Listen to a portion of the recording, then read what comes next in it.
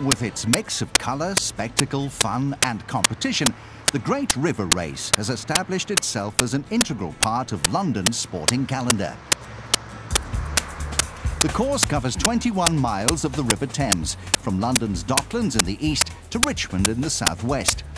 For the crew of Red Arrow, a 7-metre-long rowing boat, the 2009 event served as a prelude to something considerably more ambitious. 2,527 nautical miles more ambitious, to be precise, as the race formed part of Tom Barnes and Rich Hume's preparations to row across the Atlantic Ocean.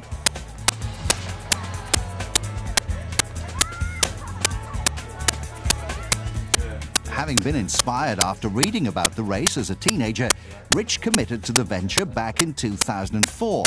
After his original partner withdrew, Tom was recruited in 2007. Neither Rich nor Tom had a rowing background. In order to attempt the crossing, they joined an official competition, the Atlantic Rowing Race. It's a well-established event that starts from La Gomera in the Canary Islands and finishes at the Caribbean island of Antigua, providing rowers with the detailed information and safety support required for such an undertaking. To actually compete in the race, you need to have raised about £80,000 to cover your cost, which in these economic times is very tough.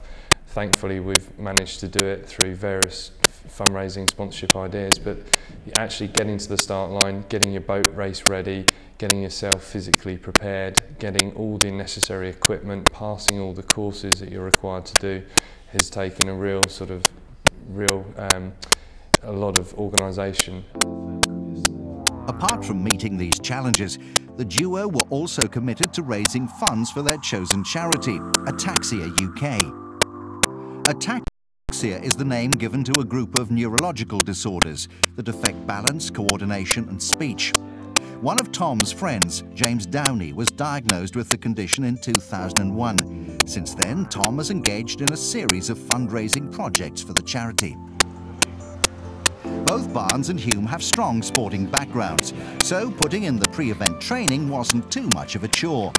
Tom, who works for a sports management company, is an accomplished footballer who played for Wimbledon and Chelsea schoolboys.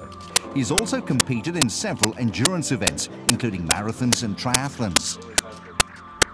Rich is a personal trainer by profession.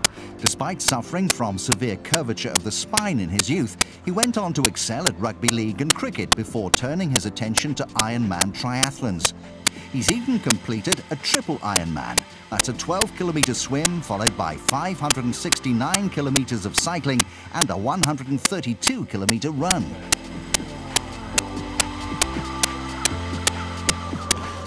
However, rowing the Atlantic demands much more than exceptional physical fitness. There's the mental grind of a seemingly endless 2 hours on, 2 hours off shift pattern, and the prospect of enduring the worst that the ocean can throw at them. Mentally, it's going to be really tough.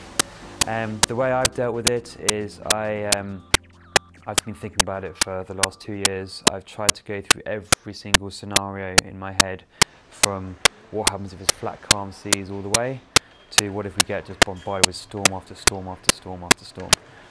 I don't know what it's going to be like, but the best I can do is try and picture it. The race was due to start on the 6th of December from La Gomera, the second smallest of the 7 main islands that comprise the Canaries. However, logistical problems and bad weather delayed the start by over 4 weeks. Although this allowed additional time to fine-tune preparations and gain ocean rowing experience, it proved frustrating for all concerned. The cruise finally set off on the 4th of January, with thousands of miles of open sea ahead of them. Adjusting to life on the boat was very, very different. The most we'd spent on the boat before we'd started the race was perhaps, an overnight trip somewhere. So having to, continually sleep and row and rest, your life adjusted and changed so quickly. And within a couple of days, we lost sight of land, and then it really dawns on you that you really are in the middle of, the ocean, and it was going to be a long time until we saw land again. It's 10:30 in the morning now, Monday morning. I was just trying to think what I'd be doing back home, probably in our weekly meeting on a Monday morning. And this is, even though probably a lot harder than what we'd be doing work-wise, I certainly prefer to be out here, that's for sure. For Rich, the crossing started badly. He suffered from severe seasickness over the first few days, leaving him unable to eat or sleep. Unsurprisingly, this had an adverse effect on his morale. It's actually, to be more serious, it's been a real struggle for me. Mentally, I'm really struggling. Mentally, it's really tough. There have been more than a couple of times when I've had a few tears. But I'm not going to go now. So yeah, we'll speak to you later. Bye. The duo were also hampered by unusually poor weather conditions.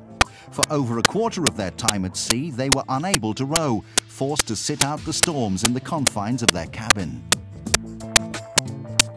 There was nothing we could do about it. There's only certain conditions the rowing boat can make ground in, and we couldn't row in those conditions. So the longest we spent was 6 days when Rich and I were just sat on anchor, pretty much in the cabin, shoulder to shoulder, wedged in.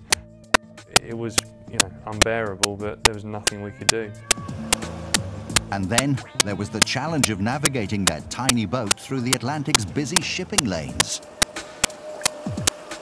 We saw probably 10 or 15 big tankers, some of which never responded to us at all. So we didn't know whether they saw us or whether they were just ignoring us. We just didn't know. And there was one or two that got really quite close. One of which I was actually rowing, and we were rowing across the waves, and I actually turned the boat with the waves because I was worried that we were going to get run over. And the boat missed us probably by 400 metres, and you could feel the wake, you could hear the engines and everything. That was a little bit scary. As the crossing progressed, the pair's ocean rowing abilities improved. And as they ate their way through 400 kilos of food supplies, the boat became lighter. They eased through the field of 30 boats from 19th to 8th position and were better able to enjoy the positive aspects of their adventure. The wildlife was incredible, and I wasn't quite expecting to see as much as we did.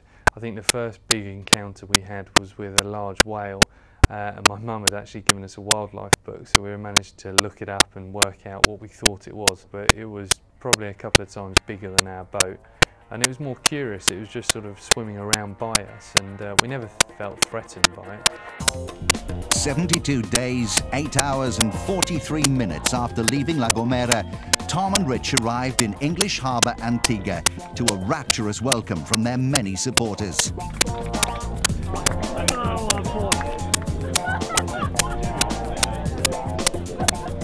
I genuinely thought that I was going to be the stronger of the two mentally, and I was gone on more than one occasion. And it was the power anchor. It was just, you can't do anything about being on there. You're there, and there's nothing you can do. And I've never been in a position where you can't try and do something to get yourself out of a situation. It was a long slog out there. It took a lot longer than most other years.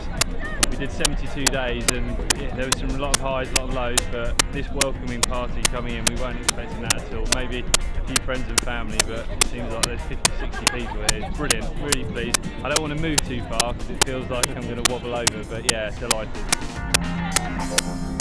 Thank you, everyone.